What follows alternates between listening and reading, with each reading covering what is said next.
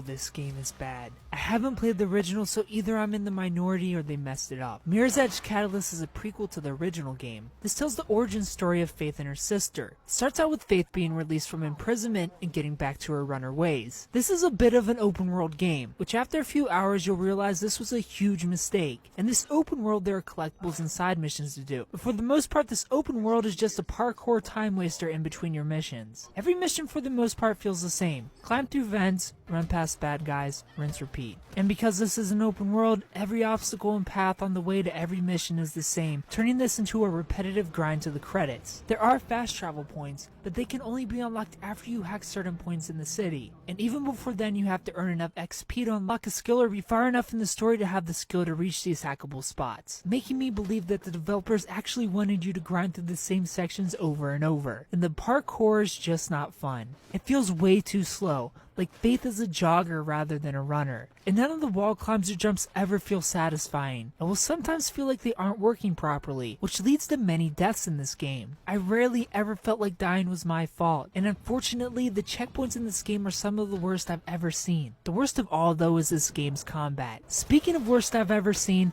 the combat in this game is the most garbage and cheap feeling system I can remember suffering through. You have a light attack and a heavy attack. Meanwhile, enemies have batons, guns, and tasers. The batons and gun enemies aren't too bad to deal with, but the taser guys block every light attack, even when you could have clearly got a strike in, leading you to have to spam the triangle button to defeat them. Having to resort to spam attacks in combat is never a good sign. There are a handful of sections where you have to defeat waves upon waves of enemies, and these taser guys are bullet sponges or foot sponges, so if you focus on them, you're gonna get shot, or if you focus on the gun guys, you're gonna get shot. And once you do finally luck your way to the final wave, if one hidden enemy decides to start shooting while you take on who you think is last and they kill you, you have to start all the way from the beginning of the encounter. I really wanted to like this game, but I'm not even sure if the developers like this game, because ultimately it feels like this was built as a job and not as a passion. I give Mirror's Edge Catalyst a 6 out of 10.